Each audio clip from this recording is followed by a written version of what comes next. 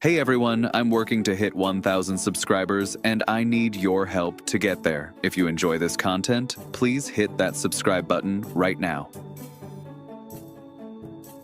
The baseball gods just handed Craig Breslow the lifeline he's been desperately searching for, and it arrived in the most unexpected package imaginable.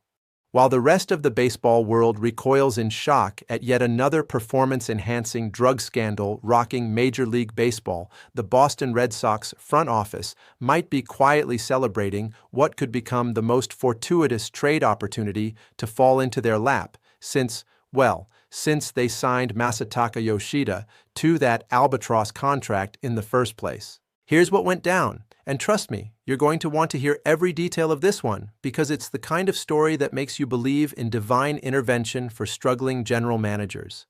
Jeff Passan, ESPN's breaking news oracle, dropped an absolute bombshell just hours ago that sent shockwaves rippling through the Atlanta organization and simultaneously lit up the phone lines in Boston's front office.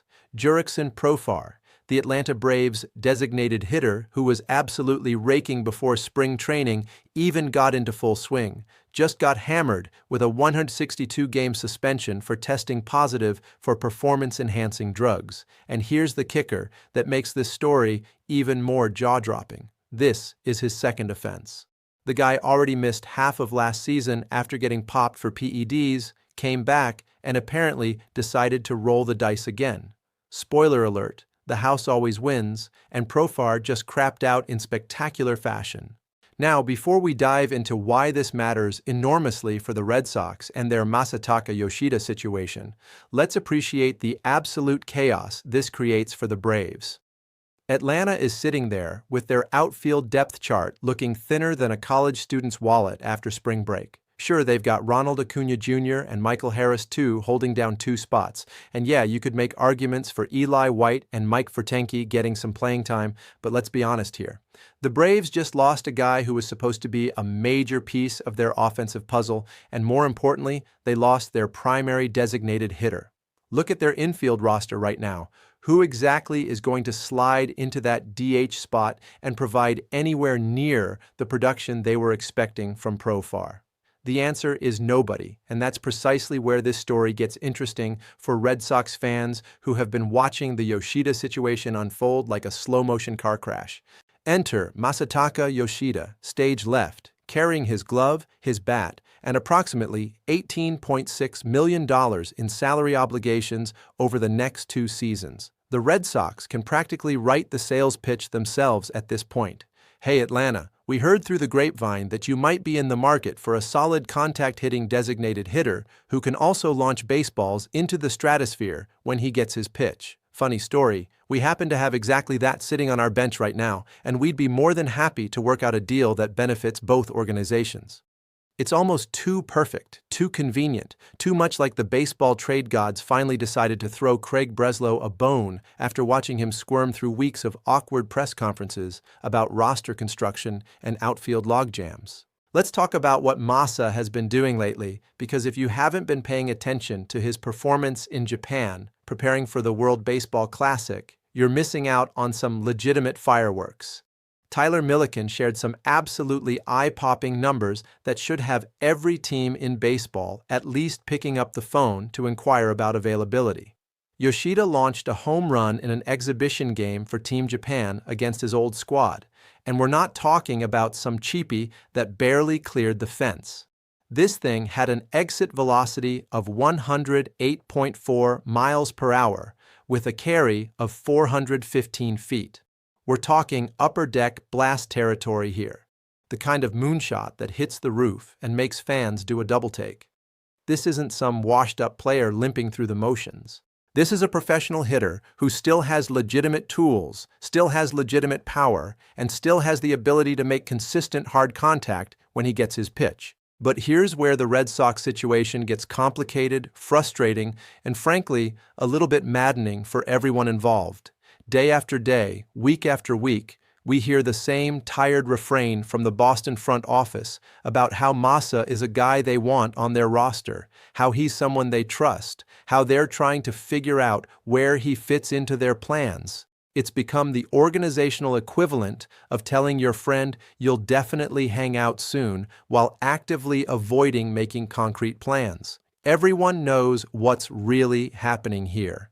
The Red Sox signed Yoshida to a deal that looked questionable at the time and has aged about as well as milk left out in the Florida sun during spring training. 5 years, $90 million for a player who posted a .17 WAR in his debut season and whose defensive metrics make pitchers actively pray the ball doesn't get hit his direction. Looking back at the Chaim Bloom era now, this signing represents everything that went wrong with that regime's approach to roster construction. Think about the math here for a second because it's genuinely painful. The Red Sox are paying Yoshida $18.6 million over each of the next 2 seasons for a player who might spend most of that time sitting on the bench or getting occasional spot starts when they need a left-handed bat off the pine. That's not roster construction, that's roster constipation, and it's blocking up their entire outfield situation. You've got Tyler O'Neill, who needs everyday at-bats to prove he can stay healthy and productive. You've got Jarren Duran coming off a breakout season where he finally looked like the player the organization always believed he could become. You've got Ceddanne Rafaela, the only right-handed bat in their outfield mix, who needs consistent playing time to continue his development. And you've got Roman Anthony knocking so loudly on the door to the major leagues that the hinges are starting to shake loose. That's 4 outfielders who all have legitimate claims to everyday playing time, and we haven't even mentioned Yoshida yet. It's a mathematical impossibility to keep everyone happy, and more importantly, it's a strategic nightmare trying to rotate 4 players through 3 outfield spots while also factoring in the designated hitter slot. This is where the Atlanta situation becomes absolutely golden for Boston because it potentially solves their biggest roster headache in one fell swoop. For Yoshida personally, getting traded to the Braves would represent a reset button on his entire major league career. He'd be joining an organization that would genuinely value his skill set, rather than trying to shoehorn him into a roster where he doesn't quite fit. The Braves would be getting a player who can actually help them, who fills a genuine need rather than creating a roster logjam, and who brings a proven track record of professional at-bats, even if the overall numbers haven't been spectacular. For Masa, this would be liberation, a chance to play for a contending team that actually needs what he brings to the table rather than sitting on a bench in Boston wondering when his number might get called. For the Red Sox, the calculus is equally straightforward, even if the financial reality is a bit messier. Yes, Boston would almost certainly have to eat a significant portion of Yoshida's remaining contract to facilitate any trade. That's just the reality of the situation when you're trying to move a player making nearly $19 million per season who posted a below-replacement level season in his first year. But here's the thing. Even if the Red Sox have to absorb half that salary or more, they're still solving a massive problem. They're opening up a roster spot, they're clarifying their outfield picture, they're giving themselves flexibility to let their best players play every day without worrying about keeping a high-priced veteran happy with playing time. Sometimes addition by subtraction really is the best move, and this would qualify as exactly that kind of transaction. Now let's talk about the Braves' perspective, because this is where the financial gymnastics get really interesting. Ken Rosenthal reported that Profar was due to earn $15 million in salary this season, but because the Braves are over the luxury tax threshold, they'll actually save $18 million total when you factor in the tax penalties they would have been paying. They were getting hit with a 20% penalty on every dollar over the threshold, which means that $15 million salary was really costing them $18 million when you do the math. Suddenly, Yoshida's $18.6 million price tag doesn't look quite so outrageous, does it? Sure, the Braves would still be paying luxury tax penalties on top of Masa's salary, so the real cost would probably end up somewhere in the $20 to $21 million range, but we're talking about a difference of maybe $2 to $3 million to get a proven major league hitter instead of scrambling to find internal replacements or overpaying on the free agent market for whatever scraps remain available. The thought process practically writes itself at this point. Yoshida is a designated hitter by trade, which is exactly the role Profar was filling for Atlanta. He can also play left field in a pinch if they need him to. And let's be real here. How much worse could his defense possibly be than some of the other options the Braves have trotted out there in recent years? They literally had Marcelo Ozuna patrolling the outfield for stretches. And while Ozuna has reinvented himself as an offensive force, nobody is confusing him with a Gold Glove candidate out there. Yoshida's glove work might not win any awards, but it's serviceable enough to get by in the National League, where you can hide defensive liabilities a bit more easily than in the American League. From Boston's standpoint, what exactly is the alternative plan here? They've got 4 outfielders who all want and frankly deserve everyday playing time. O'Neill needs consistent at-bats to prove he can be the player the Red Sox envisioned when they acquired him. Duran needs to build on his breakout campaign and continue developing into an impact player. Rafaela is the only right-handed bat in the outfield mix, which immediately gives him a roster spot advantage because you need that balance against left-handed pitching. And then there's Anthony, who is knocking down the door so hard that it's only a matter of time before the organization has to give him his shot at the major league level. Where exactly does Yoshida fit into this puzzle? The honest answer is he doesn't, not really, not unless someone gets hurt or dramatically underperforms. The Red Sox have spent the entire offseason trying to thread this needle, rotating bodies through outfield spots and designated hitter slots like they're playing some kind of elaborate shell game. But here's the fundamental problem with that approach. You can't keep 4 starting caliber outfielders happy when you only have 3 outfield positions and 1 designated hitter spot. The math simply doesn't work, and someone is going to end up frustrated and underutilized. That someone, in all likelihood, would be Yoshida, who doesn't profile as a right-handed platoon bat, doesn't profile as a defensive upgrade over anyone currently on the roster, and doesn't profile as the kind of power threat who forces his way into the lineup through sheer offensive production. Craig Breslow finds himself in a fascinating position here because Yoshida isn't even his guy. This is a Chaim Bloom signing, a remnant of the previous regime's roster construction philosophy, and Breslow has already shown a willingness to move on from inherited pieces when it makes sense for his vision of the organization. He's already maneuvered away from several of Bloom's trades, draft picks and signings, reshaping the roster into something that reflects his own philosophy and approach. If there was ever a time to cut bait on a deal that isn't working, this would be it, especially when the perfect trade partner just fell into your lap through the most random of circumstances. Here's the counter-argument that Red Sox fans need to consider, though. What if there just isn't a robust trade market for Yoshida right now? We've heard time and time again throughout this offseason that teams have shown minimal interest in acquiring him, even at a time when multiple clubs were looking for outfield help and designated hitter options. Is that because teams don't believe in his ability? Is it because the contract is too burdensome?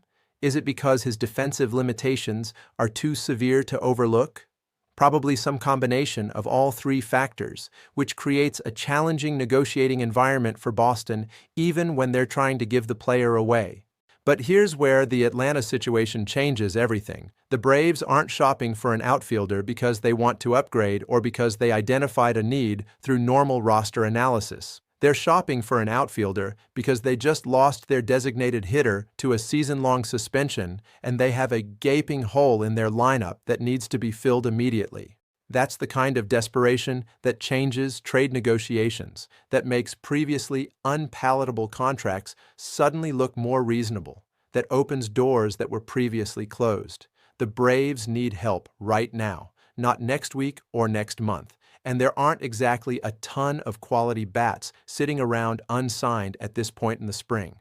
Let's also talk about what Yoshida brings to the table from a pure baseball perspective, because it's easy to focus on the contract and the defensive limitations and lose sight of the fact that this guy can actually hit. His 266 batting average from last season isn't going to make anyone forget about Tony Gwynn, but it demonstrates consistent contact ability. His on-base percentage staying above 300 shows that he understands the strike zone and doesn't give away free outs.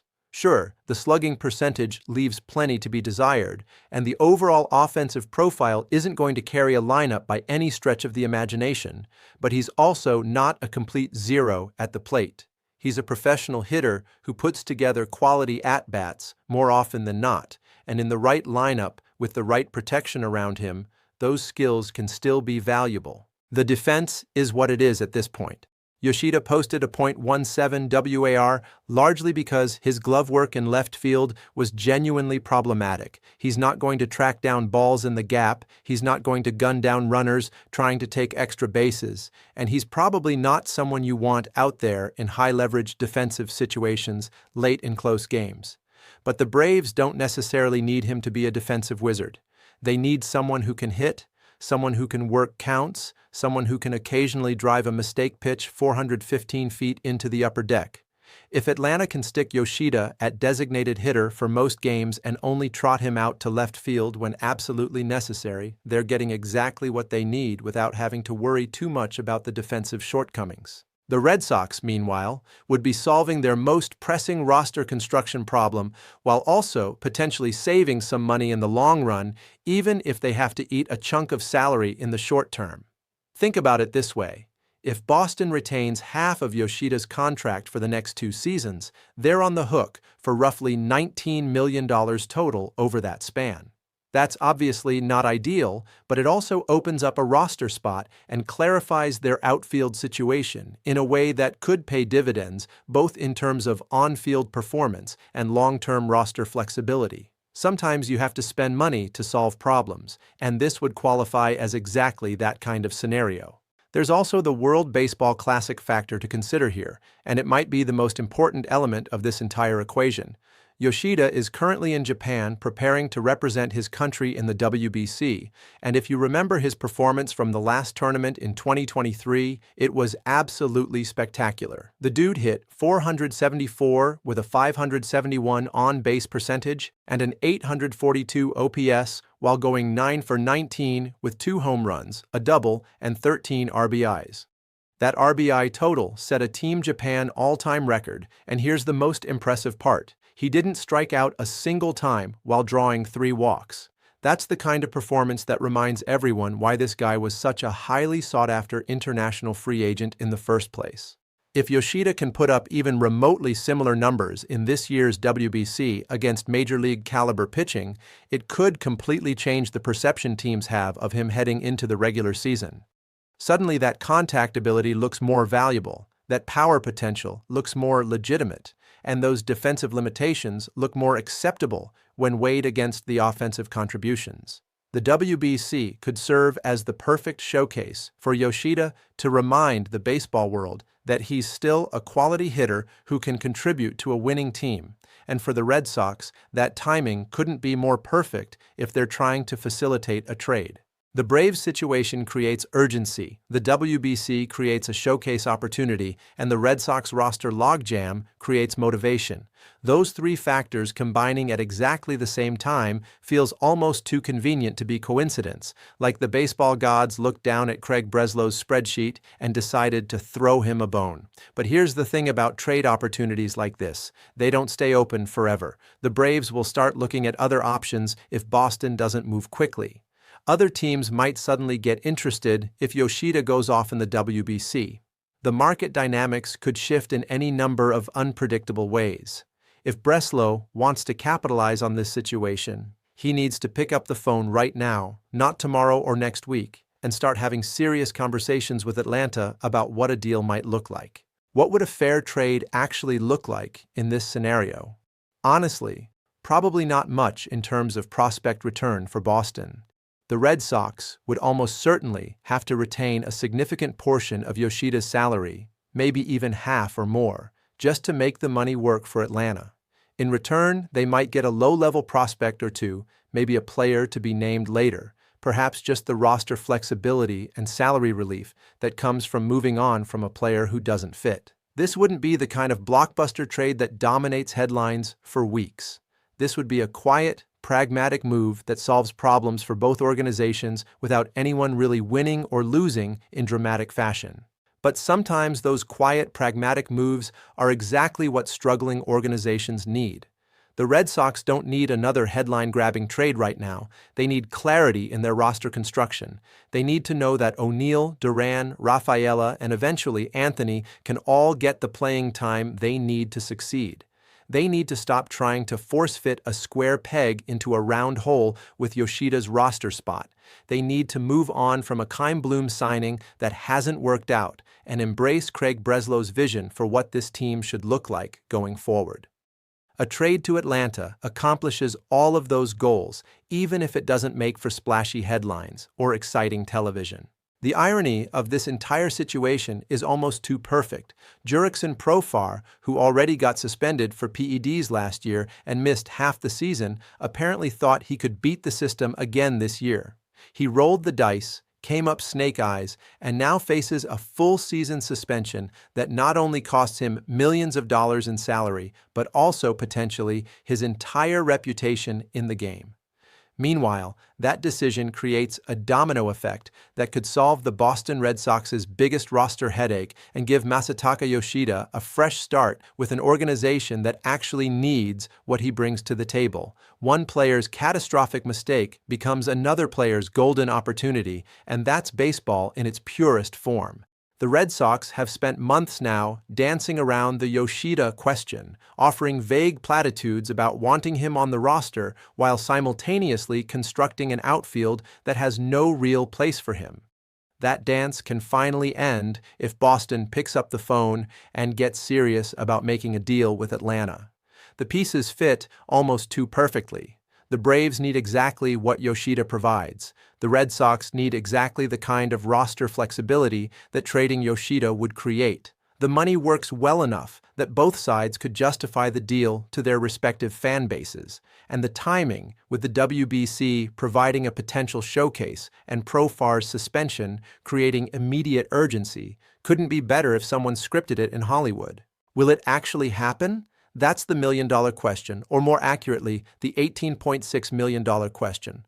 The Red Sox have shown throughout this offseason that they're not always willing to make the obvious move, that they sometimes prefer to wait and see how things develop rather than forcing action. But this feels different somehow, like the universe is practically screaming at Craig Breslow to pick up the phone and get this deal done. The opportunity is there, sitting on a silver platter, gift-wrapped with a bow. All Boston has to do is reach out and grab it. For Masataka Yoshida, getting traded to Atlanta would represent so much more than just a change of scenery. It would be validation that he still has value in this league, that teams still believe in his ability to contribute at the major league level, that the disastrous first season in Boston doesn't define his entire career. The Braves would give him a legitimate chance to play every day, to hit in a lineup filled with dangerous bats, to contribute to a team with legitimate championship aspirations. That's the kind of situation that can resurrect a career, that can help a player rediscover the form that made him special in the first place. The baseball world will be watching closely over the next few days and weeks to see how this situation develops. Will the Red Sox finally pull the trigger on moving Yoshida? Will the Braves decide he's the best available option to replace Profar's production? Will some other team swoop in and make a surprise offer that changes the entire dynamic? The answers to those questions will shape both franchises' seasons in ways we probably can't even imagine right now. But one thing is certain, Jurickson Profar's decision to use performance-enhancing drugs for a second time just created a massive opportunity for multiple teams to reshape their rosters heading into the season. For Red Sox fans who have watched the Yoshida situation with growing frustration, this might finally be the resolution they've been waiting for. For Yoshida himself, this might be the fresh start his career desperately needs. And for Craig Breslow, this might be the chance to clean up one of Chaim Bloom's messiest legacy pieces while simultaneously solving his biggest roster construction problem. Sometimes in baseball, the most unexpected events create the most significant opportunities, and this Profar suspension might just be exactly that kind of moment for everyone involved. Now it's your turn to weigh in because this situation is developing by the hour, and we want to hear what you think. Should the Red Sox pull the trigger on a Yoshida trade to Atlanta? Would you be willing to eat half his contract just to open up that roster spot?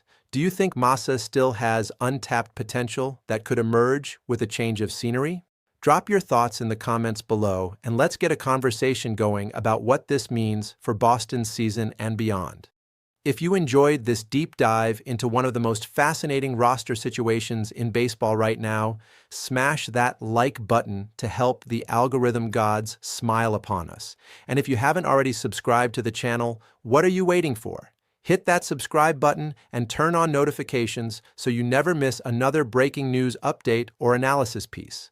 We've got so much more Red Sox content coming your way, and you're not going to want to miss a single second of it.